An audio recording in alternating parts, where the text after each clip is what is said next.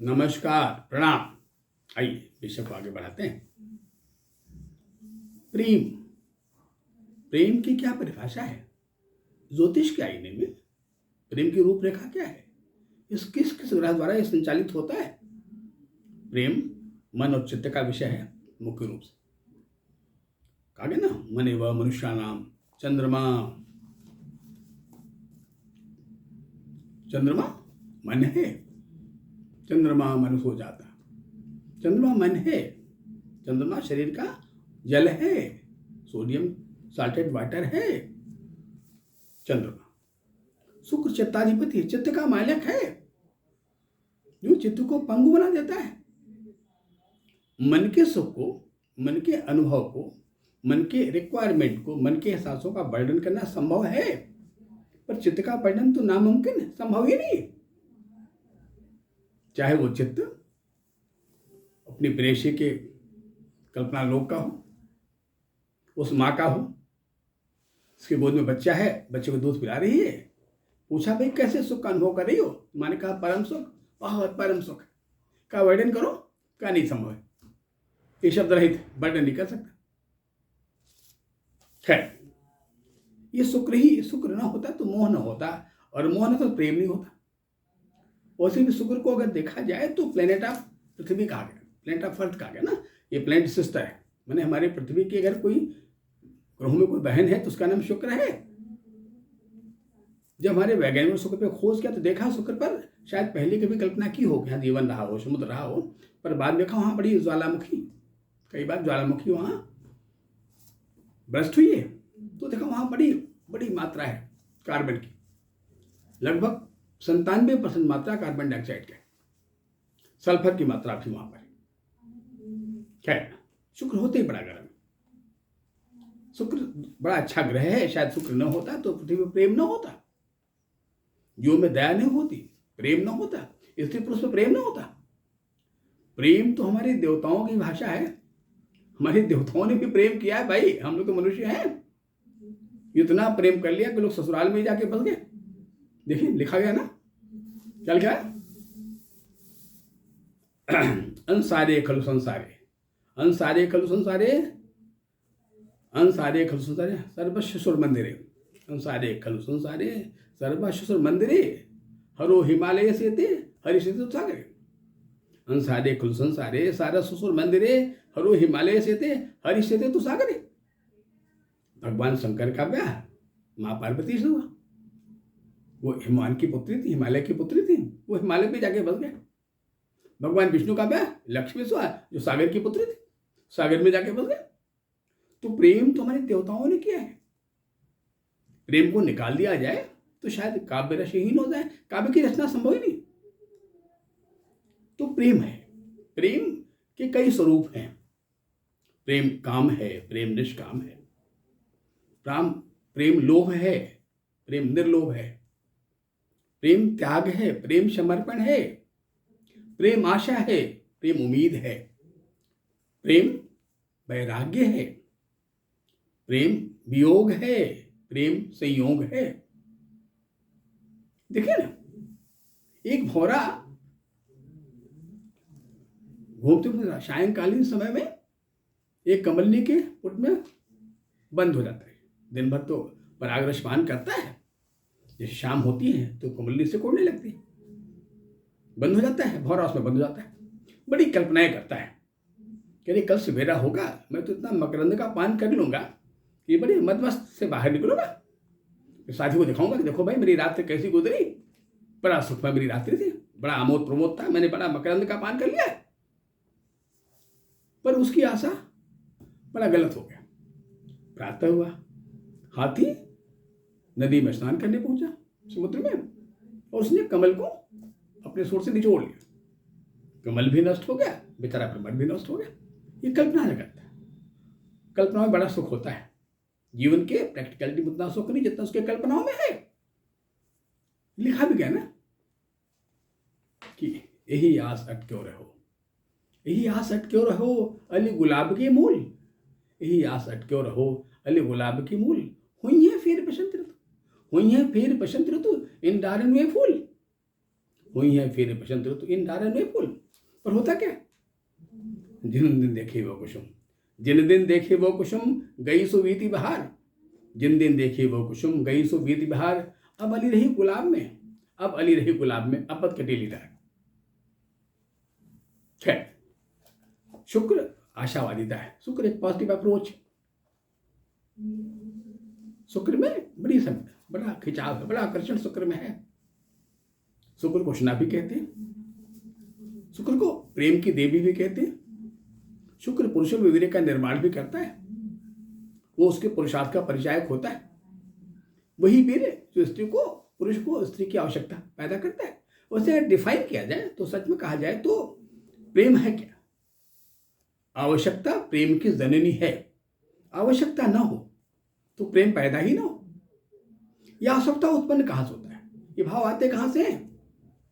ये शरीर का विषय है, मन का विषय है, चित्त का विषय है, बुद्धि का विषय है, तरह के विषय है। अब शरीर का विषय है, लेकिन शरीर तो बिना मन के तो बेकार है, मिट्टी का लोथड़ा है। अगर मन ही निकाल दिया जाए तो शरीर की उपयोगिता खत्म हो जाएगी ना। अगर शरीर जिंदा भी रहता हो, उसका मन टूट जाए, मन बड़ा बीमार पड़ जाए, शरीर मन के रस से रहित हो जाए तो कैसा होगा? एक वृक्ष है, खड़ा है, जिंदा तो वृक्ष है, पर पत्ते नहीं निकल रहे, हरे हरे पत्तियां दिख नहीं रही, फूल भी नहीं खिल रहे हैं। ऐसा ही प्रेम, अगर भूख नहीं लगे, भूख लगना बंद हो जाए या मेरा पेट बीमार हो जाए, क्या भोजन से मुझे प्रेम होगा? एक ने एक से पूछा कि बताओ माँ बनने में कितनी तकलीफें होती? दूसरे कहा अरे बहुत तकलीफें होती हैं, नया जन्म होता माँ बनने में। कहा तो बिटिया तो माँ बने की दादा छोड़ देना, क्यों इतनी तकलीफ है? कहा नहीं, मुझे मृत्यु स्वीकार होता तो मुझे स्वीकार्य है, लेकिन मुझे माँ न बने, मेरी शिक्षा को कुठाराघात मत कीजिए, मैं ऐसी इच्छाओं को अपने दबा नहीं पाऊंगी। तो प्रेम बलिदान भी। उस फतिंगों को देख लो ना, जो दीप के आसपास घुमटते हुए अपने को नष्ट कर देता है। सखी पतंग तो जलता ही है, सखी पतंग तो जलता ही है, दीपक भी जलता है। प्रेम में दोनों ही जल रहे हैं। चंदा चकोर को देख लो ना। खैर, प्रेम की बहुत कहानियां, अनगिनत कहानियां प्रेम की हैं। तो प्रेम जीवन की सरसता है। प्रेम का त्यौहार है जो आने वाला है, होली का त्यौहार, प्रेम का त्यौहार। एक बार तो होली पे एक अंग्रेज हिंदुस्तान आया, तो जाकर उसने कहा वहां पे इंग्लैंड में, यार हिंदुस्तान में कैसा दिन था, सारे हिंदुस्तानी पागल हो जाते हैं। क्या देखा, बड़ा बावला था वो, दूसरे पे सब रंग वंग छोड़ रहे थे। और उस जमाने में तो और गजब की होलियां होती थी, धूलि बंधन भी होता था, लोग कीचड़ उचड़ फेंक देते एक दूसरे पर। तो आखिर एक होली का त्यौहार इतना मदमस्त त्यौहार हुआ करता था कि वाकई हम लगता है सबसे बिल्कुल उन्मुक्त हो चुके हैं। खैर, होली ऐसा ही त्यौहार है, मधुमास का यह त्यौहार, बसंत का यह त्यौहार ऐसा ही है। और सखिया भी कहती, सखी क्यों नहीं मधुमास आया? अरे मधुमास कब आएगा, मनो बड़ी प्रतीक्षा है। खैर, ये शुक्र नाम का जो ग्रह है, वो जो हमारे चित्त का मालिक है, ये अगर कमजोर पड़ जाए, इसका अपोनेंट बृहस्पति बड़ा मजबूत हो जाए। बृहस्पति जीव है, बिना बृहस्पति के हम जीव की कल्पना नहीं कर सकते। बृहस्पति पुरुष ग्रह है, पर उसका निवास स्त्री के शरीर में। स्त्री की बॉडी में बनने वाले जो मेल हार्मोन है, वो रूल्ड बाय जुपिटर, वो बृहस्पति संचालित होते हैं। शुक्र एक स्त्री हार्मोन है। मैंने बताया ना कि sister planet of the earth, ये हमारे पृथ्वी का वो ग्रह है जो बहन जैसे, पर इसका निवास पुरुष में होता है। उसके शरीर में जो वीर्य का निर्माण है वही रहता है, वो रति का निर्माण करता है, ये शुक्र का निर्माण, ये वीर्य का निर्माण करता है, ये काम का निर्माण करता है। खैर, और ये शुक्र ही, इतना ही नहीं, जो शुक्र है वो रचना है।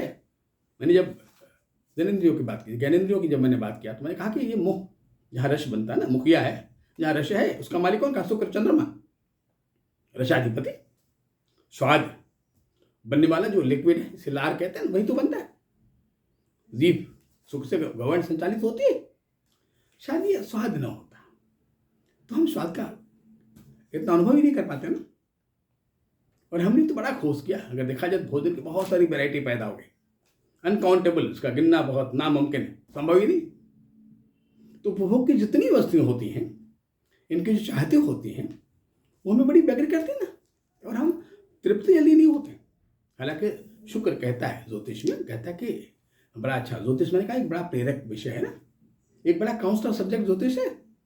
वो सीधे उपदेश देता है कि अगर तू ये मान लिया ना कि देखो जीवन में जो मेरे भाग्य का विषय, जो मेरे भाग्य का पार्ट है, अंश है, वही मुझे प्राप्त होगा, दूसरे का पार्ट मुझे नहीं प्राप्त होगा। तो क्यों अपने पार्ट को प्राप्त कर, अपने हिस्से को प्राप्त कर, हम उसका जश्न मनाएं। ये है पार्ट ऑफ डेस्टिनी की मेरा शेयर है भाई। ये जो भोजन मुझे मिला है ये भगवान का प्रसाद है, उसको प्रणाम किया, ग्रहण किया, स्वाद बढ़ गया। बेवकूफ आदमी ने भोजन सामने आया, करे साहब तो सिंपल सा रोटी दाल है, रोटी सब्जी है, उसने भोजन का प्रतिकार किया, वो समान भाव नहीं है, स्वाद नष्ट हो गया। तो स्वाद मित्र भोजन में नहीं है, कदापि नहीं है। स्वाद किसमें? हमारी भूख में। भूख न लगती, भूख न होता तो स्वाद मिलते। सेकेंड वाले पार्ट में, दूसरा पार्ट, जब हम किसी चीज को पॉजिटिव वे में ले लेते हैं ना, कि हमने उसको प्रणाम किया, हमने कहा ये तो प्रकृति का प्रसाद है, जैसे जीवन प्रकृति का उपहार है, उसी जो भोजन सामने आया है, जो वस्तु मेरे सामने आई ना, ये भी प्रकृति का उपहार ही तो है। उसको प्रणाम किया मैंने, स्वाद बढ़ गया। अरे भाई, हमारी मैथोलॉजी को देखिए, हमारे यहाँ तो पूजा होती है, हम जड़ की पूजा करते हैं, चेतन की पूजा, हमने वृक्षों की पूजा की है, हम पत्थरों की पूजा करते हैं, पर सारे वृक्षों की पूजा नहीं होती, सारे पत्थरों की पूजा नहीं होती। यानी वहां भी भाग्य है, वहां भी डेस्टिनी है। सब सारे वृक्ष इतने भाग्यशाली नहीं होते, सारे पत्थर इतने भाग्यशाली नहीं होते, पर जो बड़े भाग्यशाली होते हैं, बड़ी उपासना, बड़ी भीड़ होती है साहब, बड़ी लंबी लाइन लगती है। आई बात समझ?